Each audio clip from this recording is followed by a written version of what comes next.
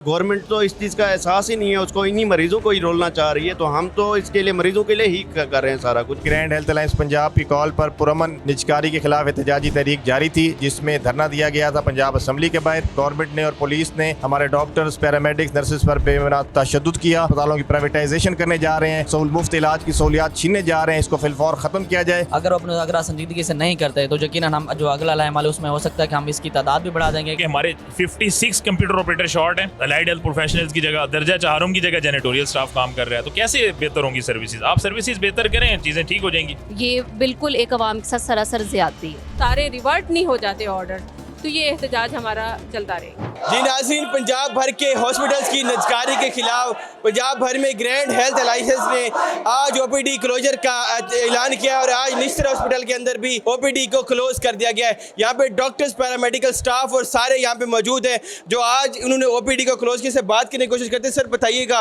क्या वजूहात हैं, क्यों आज ओपीडी को क्लोज किया हुआ है, क्या चाहते हैं? जी बिल्कुल, जैसा कि आपको मालूम है, ग्रैंड हेल्थ अलायंस पंजाब की कॉल पर पुरअमन निजकारी के खिलाफ एहतजाजी तहरीक जारी थी, जिसमें धरना दिया गया था पंजाब असम्बली के बाहर और बाकी तमाम अजला में एहतजाजी रैलियां और एहतजाज किया जा रहा था। लेकिन गवर्नमेंट ने और पुलिस ने हमारे डॉक्टर्स, पैरामेडिक्स, नर्सेज पर बेबुनियाद तशद्दुद किया, उन पर लाठीचार्ज किया, आंसू गैस की शेलिंग की, जिसके नतीजे में ग्रैंड हेल्थ अलायंस पंजाब ने फैसला किया कि आज पंजाब भर के तमाम अस्पतालों में आउटडोर सर्विस को हमने मौखर किया है, उसका बाइकाट किया है। और हमारा मुतालबा है गवर्नमेंट से कि ग्रैंड हेल्थ अलायंस पंजाब की क़यादत से मुज़ाकरात करें और हमारा जायज़ मुतालबा है जो निजकारी अस्पतालों की प्राइवेटाइजेशन करने जा रहे हैं, गरीब मरीज से इलाज की मुफ्त इलाज की सहूलियात छीनने जा रहे हैं, इसको फिलफौर ख़त्म किया जाए और निजकारी के काले कानून को वापस लिया जाए। अगर ये मामलात हल नहीं होते और ये वापस नहीं लेते तो ये एहतजाजी तहरीक आगे की तरफ बढ़ेगी, जिसकी तमाम जिम्मेदारी गवर्नमेंट की होगी।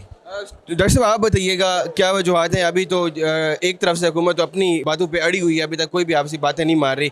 अभी तक अगर आज चीज़ें बहुत पीक पर चली गई हैं, ओपीडी भी क्लोज हो गई, नेक्स्ट क्या होगा? चीज़ें क्या लाया मालूम?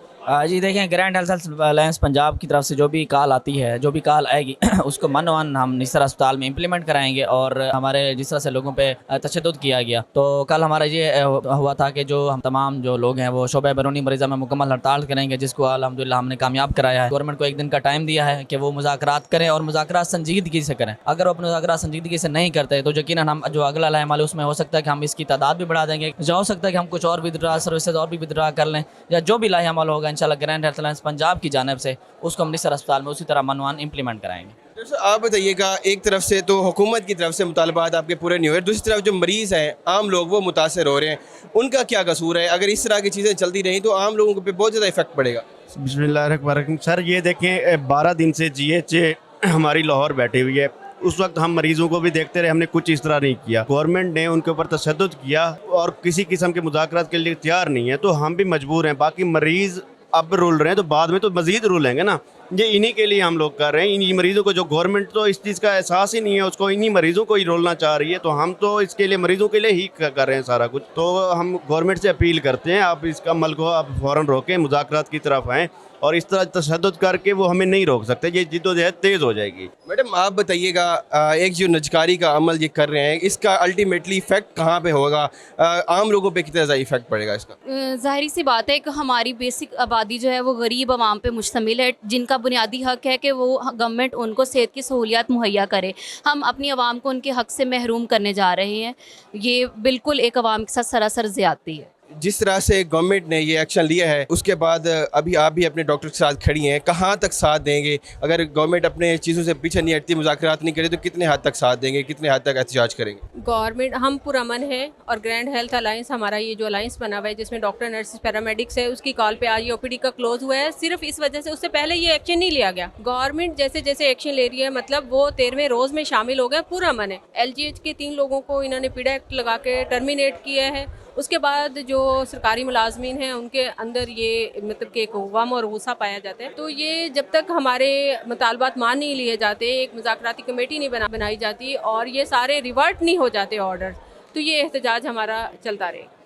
डॉक्टर साहब आप बताइएगा, 2 हफ्ते से ज़्यादा हो गया है इस मामले को, एहतजाज भी जारी है, लाहौर के अंदर भी लाठीचार्ज भी किया गया है। पुलिस इस तरह के एक्शन क्यों ले रही है, डायरेक्टली क्यों अटैक कर रही है? मेरे ख्याल में तो ये पंजाब हुकूमत की नाहली है, वो इस मामलात को सीरियस नहीं ले रहे और वो शायद इसको लाइट समझ रहे हैं। मीडिया के तवस्सुत से एक पैगाम ज़रूर देना चाहूँगा। पिछले दिनों में अभी एक यहाँ पे मोहम्मदपुर गोटा, हमारे मुल्तान में एक BHU है, यहाँ पे वज़ीर सेहत जनाब ख्वाजा इमरान नज़ीर साहब ने विजिट किया है और उसमें उन्होंने बाकायदा एक आपका वीडियो क्लिप जारी हुआ हुआ है, मीडिया से भी, सोशल मीडिया से भी, बल्कि वज़ीर सेहत साहब ने अपनी पेज पे भी उसको अपलोड किया हुआ है, जिसमें उन्होंने एक रिसेप्शनिस्ट से पूछा है कि आपकी सैलरी कितनी है। उन्होंने कहा जी 5000। मेरा क्वेश्चन एक है कि वज़ीर सेहत साहब को क्या ये नहीं पूछना चाहिए था कि पंजाब हुकूमत ने 37,500 रुपये जो फिक्स किया हुआ है, तो आपको 5000 क्यों दिए जा रहे हैं? तो ये जो ठेके पे निज़ाम चलने जा रहा है, ये जो आप समझ रहे हैं कि ये जो हम बाहर निकले हुए हैं, हम बेसिकली पेशेंट्स के लिए निकले हुए हैं। मीडिया के तवज्जो से मेरा एक क्वेश्चन है कि मुझे ये बता दें कि क्या जो रिसेप्शनिस्ट 5000 में वहाँ पे सर्व करेगा, क्या वो ईमानदारी ऑनेस्टी के साथ ड्यूटी करेगा? पॉसिबल है ये? किसी सूरत भी पॉसिबल नहीं है। ये कभी भी नहीं हो सकता कि आप किसी अदारे को ठेके पे दे के उसको ठेकेदार के हवाले करके और आप समझें कि हम यहाँ बहुत अच्छी सर्विसेज प्रोवाइड कर देंगे। पॉसिबल नहीं है। आप एडमिनिस्ट्रेशन अच्छी करें, आप फंडिंग करें, आप मेडिसिन दें, आप मशीनरी दें, आप अमला दें। यहाँ पे मैं आपको बताऊँ कि मैं बीइंग प्रेसिडेंट ऐप का मैं आपसे बात कर रहा हूँ कि हमारे 56 कंप्यूटर ऑपरेटर शॉर्ट हैं। अब अगर एक कंप्यूटर ऑपरेटर ये भर्ती करें तो क्या उसका बर्डन कम नहीं होगा? पैरामेडिक्स की आप अगर मैं आपको बताऊं तो इस वक्त जितने एलाइड हेल्थ प्रोफेशनल्स हैं उनकी जगह दर्जा चाहरुम काम कर रहे हैं, एलाइड हेल्थ प्रोफेशनल्स की जगह दर्जा चाहरुम की जगह जेनेटोरियल स्टाफ काम कर रहा है। तो कैसे बेहतर होंगी सर्विसेज? आप सर्विसेज बेहतर करें, चीज़ें ठीक हो जाएंगी। जी नाज़रीन, पंजाब भर के अस्पतालों की नजकारी के खिलाफ जिस तरह से हर हॉस्पिटल के अंदर इन्होंने एहतजाज किया, डॉक्टर्स और नर्सेज और पैरामेडिक स्टाफ ने, यही कहना है कि अगर हमारे मुतालबात हुकूमत पूरे नहीं करती तो इनका एहतजाज का दायरा कार भी बढ़ाया जा सकता है, जिसका अल्टीमेटली इफेक्ट जो है ना मरीजों के ऊपर पड़ेगा।